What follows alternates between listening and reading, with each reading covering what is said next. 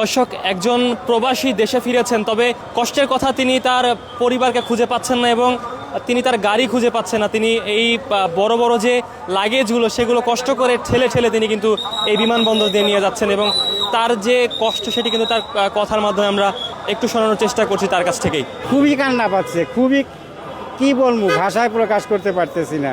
একদিকে তো অসুস্থ লোক আসছিলকে দেশের বাড়ি চিকিৎসা করার জন্য, তারপরে এই পরিস্থিতি, দুঃখ লাগতেছে যে আমরা আইছি বাইরে থেকে, আজকে শখ করে একটা গাড়ি নিয়ে আসছে আর এই গাড়ি আমার এয়ারপোর্টের মধ্যে ঢুকতে দিল না। আমি এইভাবে ঠেলিয়ে ঠেলে নিতেছি, এতে তো আমার কাছে ওইটাই মনে হয় যে আমরা মনে হয় যে অপরাধী করছি। প্লেন থেকে নামছি, নামার পরে আমার গাড়ি আইছে, প্রাইভেট গাড়ি আইছে, সেই গাড়ি আমার মাল সামানা সহকারে আমাকে নিয়ে যাবে।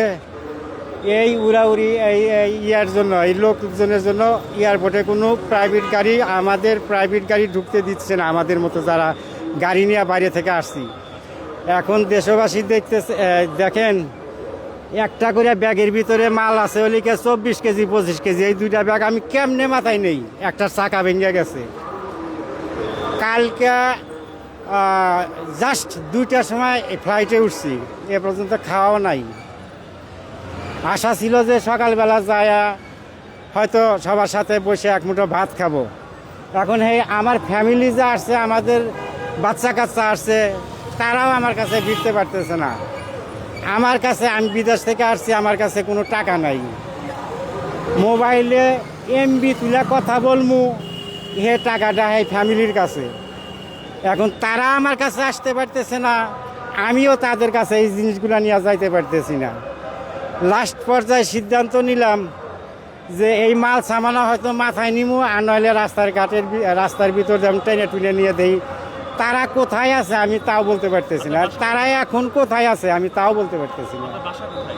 আমার বাসা সিরাজগঞ্জ। সিরাজগঞ্জ যাবেন? আমি সিরাজগঞ্জই যাব।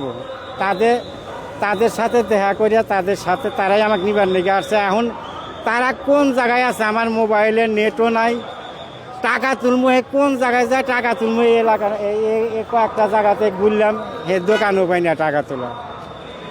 আমার খুব খারাপ লাগতেছে, এখন খুবই খারাপ লাগতেছে। তারপরে আমি একজন অসুস্থ লোক, আমার এমনই হচ্ছে যে খুবই কান্না পাচ্ছে, খুবই কি বলবো, ভাষায় প্রকাশ করতে পারতেছি না।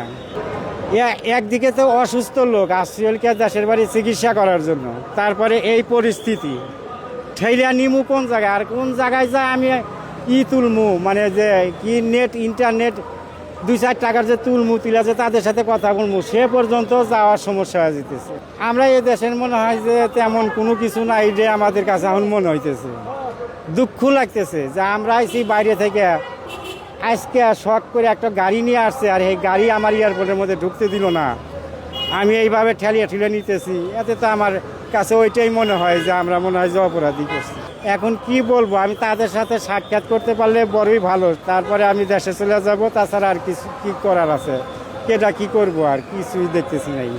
আমার মেন সমস্যা, আমার পরিবার আমাকে নেওয়ার জন্য গাড়ি নিয়ে আসছে। আমার বিমান থেকে নামছি, বিমান থেকে নামার পরে বেরোমু, আর আমার গাড়ি ওই এয়ারপোর্টের ভিতরে ঢুকতে নিষেধ করছে।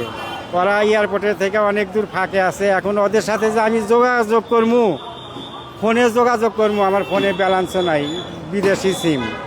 এদিকে ওই যে ওয়ান টাইমে এয়ারপোর্টের ভিতরে ফোন আছে, ওইটাতে 2বার করে কথা বলছি, ওইটা দিয়ে তাকেও ঠিক মতো পাই নেই। কে খাওয়া দাওয়া করেছেন? না, খাওয়া দাওয়া কালকে করছে, এ পর্যন্ত খাওয়া দাওয়া করি নেই। কে দেশে এসে কষ্ট হচ্ছে? কষ্ট বলতে কি, কষ্ট এর সাথে আর কি দেখামো। কালকে ভোর 4টার সময় খাইছি, এ পর্যন্ত খাওয়া দাওয়া নেই। আচ্ছা, এই যে কষ্ট, আপনার যে পরিবারের একজন যিনি কিনা বিদেশ থেকে আসতেন, তার তো দেশে আসতে কষ্ট হলো, এই বিষয়ে কি বলবেন? 6টার সময় এসে এটা একটু আনন্দ, আমি গাড়ি ঢুকতে দেয় না। আমরা 6টার সময় এসে প্রত্যেকটা রাস্তায় আটকাই দিছে, বলছি আমাদের যাত্রী এসে দাঁড়া রয়েছে, আমাদেরকে ঢুকতে দেন, আমরা যাত্রী রিসিভ করার জন্য। কোনোভাবেই ঢুকতে দেয় না। আবার খালি মানুষ যে নিতে আসবো লাগেজ, একটা মানুষ 3টা লাগেজ নিয়ে আসতে পারে, বলছি আমাদের লাগেজটা আনতে সুযোগ দেন। কোনোভাবেই সেনাবাহিনী দিচ্ছে না, কোনোভাবেই আমাদের ঢুকতে দিতেছে না। আচ্ছা, আর তাকে যদি না পেতেন কি করতেন? আমরা তো এই 6টার থেকে তাকে খুঁজে বেড়াচ্ছি। আমরা এখানে আছি, ওনার কাছে ফোনে চার্জ ব্যাটারি শেষ হয়ে গেছে, তাহলে আমরা কিভাবে তাকে খুঁজে পাবো? এরা ফিরাতে চলে যাইতো, আমারই বিপদ। মানে আমি তো বিদেশ থেকে আসছি, আমার কাছে বাংলাদেশি টাকাও নাই, গাড়ি ভাড়া দিয়ে যে যাবো, আমার কাছে বাংলাদেশি টাকাও নাই, এই এক বড় সমস্যা।